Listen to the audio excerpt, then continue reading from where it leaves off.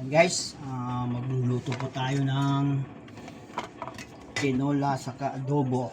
Ayan guys, oh. Dami itlog guys, oh. Dami itlog, oh. Anong itlog to? Ay, anong manok to? Yung manok Tagalog daw to, eh. Dami siyang itlog, oh.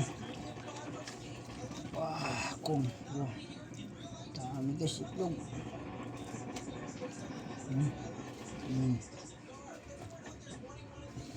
Chop-chop natin siya.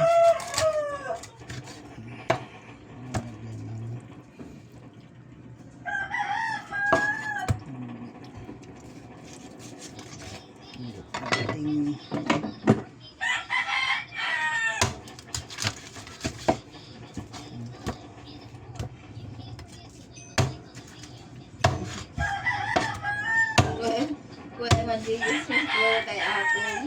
Kay? Umay ni ko ng katay da. Si? Akon. Oh, di maganda. Mali mo, magkatotoo. May ko na ba daw sila? Yan nga. Sabi ko nga, malay mo. Babalik yung tunan na ako.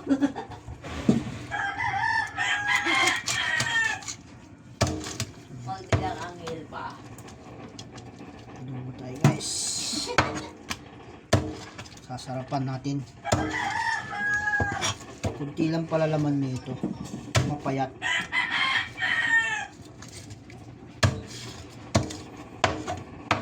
Pwede na rin.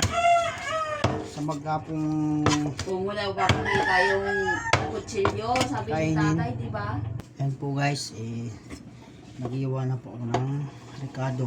Bago natin ilalagay sa pressure cooker, gigisahin po natin muna yung manok. Kasi pag hindi nagisa, medyo malansa po siya. Yan. Gigisahin po natin yung manok bago ilagay sa pressure cooker. Yan guys, mainit na yung ating kawali. Bawang, sibuyas,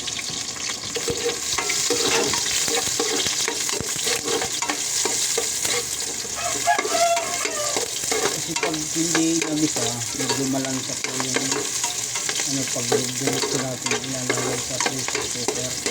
Kaya kailangan naisip ko, gigisahin muna siya sa mantika, luya, sibuyas, bawang, para medyo matanggal yung direkto silipan yan sa adobo sa tinola. Yung sabaw nito, kukunin yung sabaw. Okay na lang yun. Ricado, lumabas na yung aroma niya. Makasali ka na sa video, oh. Manok. Sinali ka ni Papa sa video, oh. Gisain lang natin ito dyan.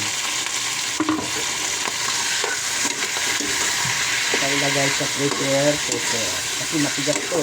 Nasubukan ko na magluto ng ganito. Ayan guys. Ilagay natin ito sa asin. Ito lang kasi titimpla ng mamaya na sa adobo.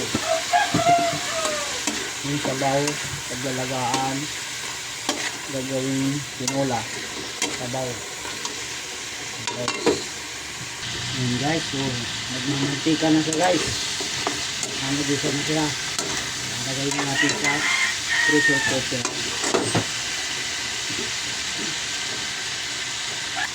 Yes, natin yung manok. Ginisa natin yung manok. Kasi pag hindi ginisa to, malasa. Sobrang lansa. Kaya dapat maglalagay kayo sa pressure cooker. Kailangan gigisahin siya muna. Tanggalin lang sa yan. Hinaan lang sa. Ayan guys. Nalagay tayo ng tubig. Yung sabaw nito paglalagaan, gagawin natin tinola. Tapos, gisahin natin yung laman gagawing adobo. Ayan guys.